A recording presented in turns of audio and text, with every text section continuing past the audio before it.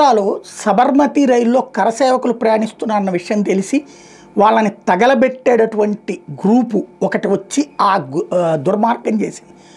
ఆ సందర్భంగా తగలబెట్టిన తర్వాత నినాదాలు చేసుకుంటూ రోడ్డు మీద నడుచుకుంటూ వెళ్ళారు. ఆ టైంలో స్థానిక ప్రజలందరూ రోడ్ల మీదకి వచ్చారు. ఏంటి అని ప్రశ్నించారు. ప్రశ్నించినటువంటి వాళ్ళని పట్టించుకోకుండా వెళ్తూ పైగా వాళ్ళ మీద కాల్పులు జరిపారు. అప్పుడు ఆగ్రహించిన ప్రజలందరూ తిరగబడటంతో జరిగిందే గోధ్రా మారణకాండ. మొదట మారణకాండ జరిగింది హిందువుల ఊచకోత. దానికి ప్రతిగా హిందువులు స్పందించారు.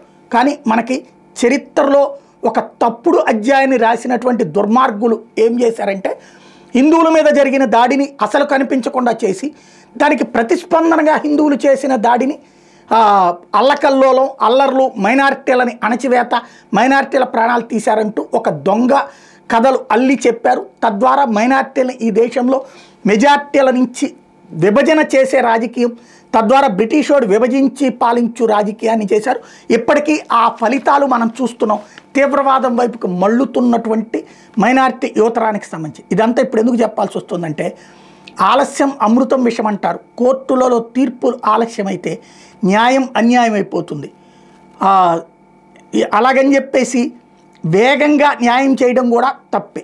కానీ ఇన్ని సంవత్సరాలు పట్టింది.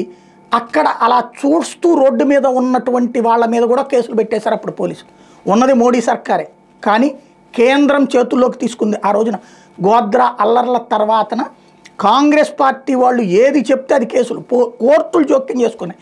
కేసు పెడతానన్న వాళ్ళందరినీ పెట్టించుకోమని, అన్నిటి మీద దర్యాప్తులు చేయమని హైకోర్టులు, సుప్రీంకోర్టులు సీరియస్గా రియాక్ట్ అయిపోయినాయి.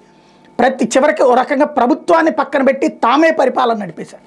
అందులో భాగంగా నాడు నమోదైనటువంటి కేసుల్లో చివరికి గొడవలు జరుగుతున్నప్పుడు రోడ్డు మీద వెళ్తూ ఉన్నప్పుడు చూసినటువంటి వాళ్ళని నలుగురి మీద కూడా కేసులు పెడితే ఇప్పుడు 2002లో జరిగిన కేసులకు సంబంధించి 6గురిని నిర్దోషులుగా ఇప్పుడు సుప్రీంకోర్టు తేల్చింది.